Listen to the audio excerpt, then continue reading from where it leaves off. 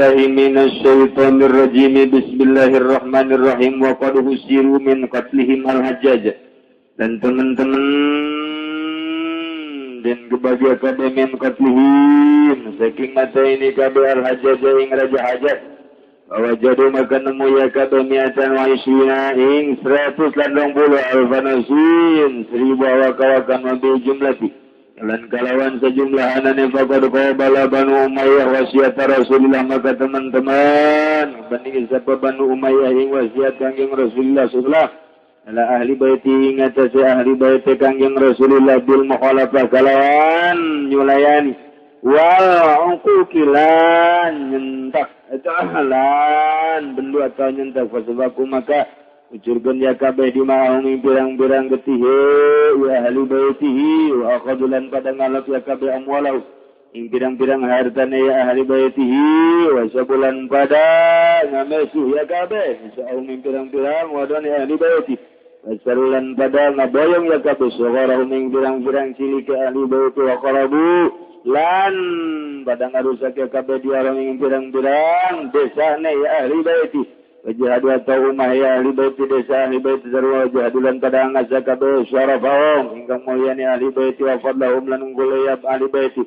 sabahulama hingga wanangkan ya kabeh lanahum ing alanate kabeh wa sabahum lan ngaboyonge ya lanahum ing alanate ahli baiti wa sabahum lan ngaboyonge ahli baiti fa qalahu maka nyulayaannya kabeh Rasulullah ingkang yang Rasulullah sallallahu alaihi wasallam diwasiati dalam wasiat kanjeng Rasulullah wa qabalulan pada ngabending ya kabeh ingkang yang sobinaki dikasihi kalawan ngabubar persediaan kanjeng Rasulullah wa amniati hilan kang dan arep-arep dening Rasulullah tekan den sejadah ing Rasulullah kala qadlahum maka adu kawiranganane ya kabeh iza wa qafudat kalakan degi akabe baina yadayhi dalam antareping Allah yaumal kiamat ing dalam dina kiamat lubuna min syafa'a lan yupri akabe min saking kangjeng Rasulullah syafata ing pitulung wa ya fadhihawan kamu melehe kabeh yauma yuraduna ing dalam dina den berdoakeun ya kabeh alaihi ing atase alaihi ing atase kangjeng Rasul bizalika yaum ing dalam mangkon dina lazim ikang agung fala haula wala quwata illa billahil ali azim maka ora nadai iku maujudan ora kekuatan iku maujud angin Allah kang maha luhur tur kang maha agung nyaritakeun perusak di kalangan Quraisy iya ne urang Arab anu bertahta urang Arab anu palalinter di golongan Quraisy manehanana anu bakal ngerusak tatanan-tatanan agama nu aya di berbagai negara. Ternyata bareng diselidik kamari geus dicaritakeun ieu adalah di golongan Bani Umayyah. Qadusiru eta kabeh parantos kitu di naon ngaranna ditata dengan rapih dikumpulkan dihitung manehanana ieu membuat kekuatan membuat benteng manehanana membunuh Raja Hajjaj anu luar biasa adilna dibunuh diperangan terus sehingga terjadilah peperangan anu dahsyat maka peperangan eta itu menewaskan 120.000 Masya Allah luar biasa dahsyatna kaum UG5 anu ngerusak bin jumlati kesimpulanana manehanana ieu kabandingan Banu Umayyah ngabandingan kana wasiat kangjeng Rasul artina wasiat kangjeng Rasul teh dikasamping-sampingkeun naon wasiat terhadap ahli bait na ieu adalah deuk disulayaan hendak dihancurkan ulah ayat tentang kakuari terus baik ayat bahasa perlu dikaji kembali coba rawi Bukhari Masya Allah jelema nu teu boga otak luar biasa Imam Bukhari andai kata Quran tidak ada cukup dengan Bukhari lantaran eta teh geus menang nyurtil lagi diakui dunia tapi kuari bae jelema dek ngaburkeun tapi tetep bae teu mudah ngana teh bae kubran bandingkeun urang jeung perawi aya naonan urang eta teh pan para sahabat Kangjeng Nabi urang Kangjeng Nabi Muhammad sallallahu alaihi wasallam kok teu mikir urang geus datang ka mana berjuang urang sapira urang mah sakola di universitas terus meneliti encan pernah berjuang geus nyalahkeun batur mah memperjuangkeun agama muhajirin di Mekah ka Madinah nyalametkeun agama ngabela agama jeung Kangjeng Nabi ninggalkeun imah tangga pamajikan anak harta tumpah darah tinggalkeun nu dijeuleuh saeutik-eutik agama Allah dibawa ku Kangjeng Nabi urang geus pernah datang ka begitu datang ke Madinah ngahiji jeung Ansor kemudian berjual jeung Kangjeng Nabi per menit per hari nanyakeun iraha perang teu nu dideuleuh nyawa taruhanana ngaluhurkeun agama Allah ai urang geus pernah naon jang ngaluhurkeun agama Allah tititah masantren ge geus arerembung titah ngaji saminggu 2 jam ge geus kukulisikan bae nggak kumaha iraha ieu kita ngabangun masjid ge geus nyayomkeun bae ka batur gara barangun bae ke aing mah pandeuri bae sugi tinggal sugi geus datang ka mana ngabandingkeun urang jeung para sahabat datang ke mana perjuangan urang lamun Gus Dur per detik per menit dan per hari tidak pernah kitu soong dari itu rencana untuk membangun bangsa negara jeung agama cumantak nyana ieu hendak dijuluki pahlawan nasional antara per hari jeung per detik terus berpikir ai urang naon perjuangan urang teh datang ka mana ngaji urang mah diondang teu make cau teu jalan teu make amplop teu jalan aya duit saleutik diomongkeun apa nu kitu nu berjuang teh nu kumaha nu berjuang teh tah coba datang ka mana urang teh berjuang teh harta urang geus datang ka mana diperjuangkeun nyawa urang geus datang ka mana diperjuangkeun geus kajeun sama geus kokak keurwa ararete peuting hudang peuting jam 2 geus datang ka mana perjuangan urang udang kieu tunduk rep deui beres mun ngisang teu ngisang ya Allah ya Rabbi anu mau botol ka kamar panah yakin pada tadi ngisang di mana eta kos kitu tak eta teh berjuang boro-boro kok ngembangkeun agama jang sorangan ge geus tete geus aya teh jam 7 udang jam 7 isuk-isuk kita pun pohara eta naon diperjuangkeun eta kutang koreksi eta iya kuari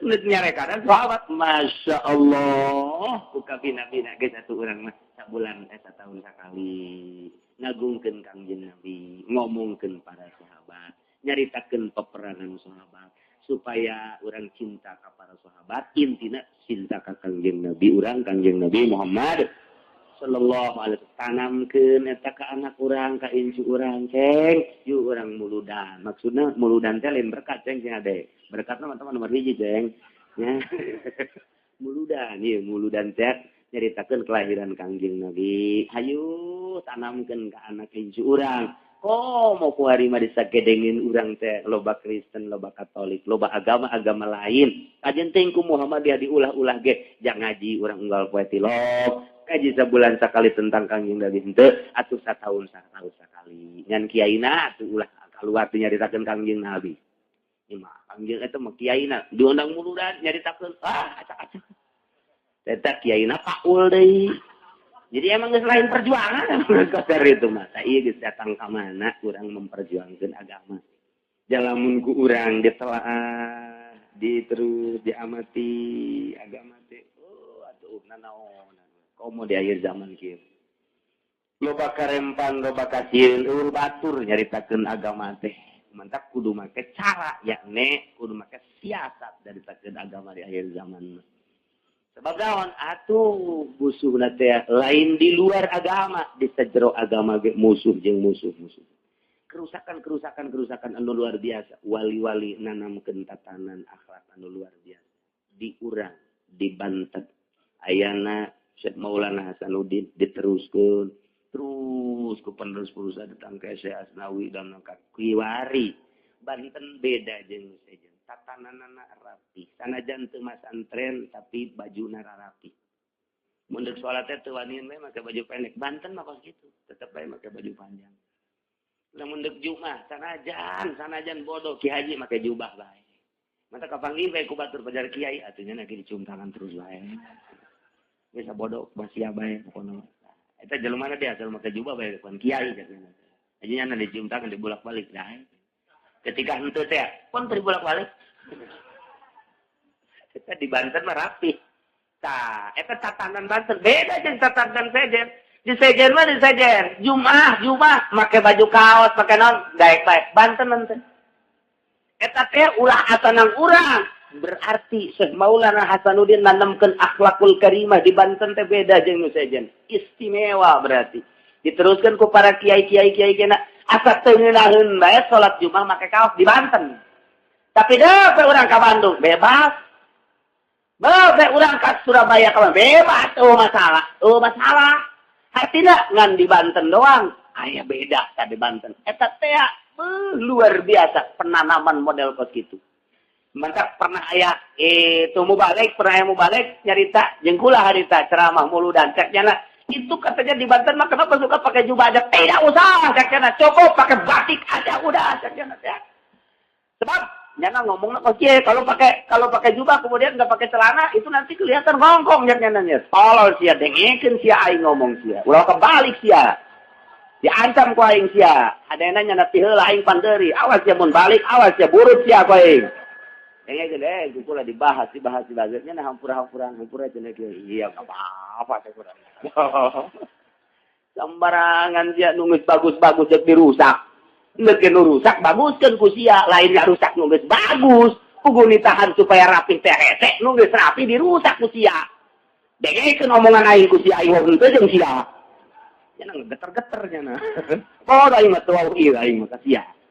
Dek soan cenah. Cek cenah sok dipanggil ku Soeharto saya suka ngaji. Aing mah teu neuleut sia diaji ngajari Soeharto. Oh, leuwih si Soeharto ge jengjing ge sapodo. Tapi nggak rusak tatanan Banten awas ya. Iya, istimewa di Banten mah gugu. Ye, aki-aki ge lamun dek ka masjid teh make bajuna rapi. Coba di Jawa. Cetok dipake. Cek orang Jawa janten. Enggak, waktu Jawa bae. Artinya rapi Banten mah. Nah iya lah sembarangan ngarusak tatanan Banten. Masya Allah. Ese, kos gitu teh. Nah, lain daerah, lain akhlak nu ditanamkeun anak. Gitulah Syekh Maulana Hasanuddin menanamkan akhlakul karimah baheula. Datang ka kuari. Istimewa di Banten mah. Ningali di sejarahna. Lamun urang ka Belanda ningali sejarah Banten. Ningali sejarah Banten paling unik Banten maka jen kukumaha. Ngan istimewana Banten, elmuna henteu meunang nyebrang ti nya ka Cikande ka dieu. Asal di situ no gagah nyebrang we ka Cikande.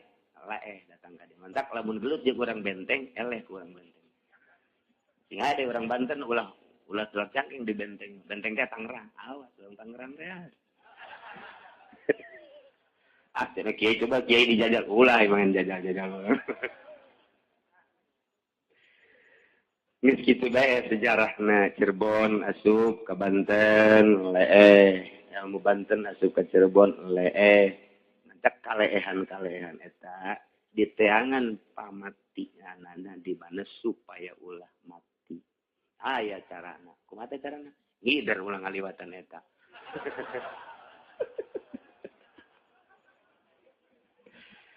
Masyaallah, nah eta mah ilmu kadugalan aya carana tetep bae ku ahli-ahlina.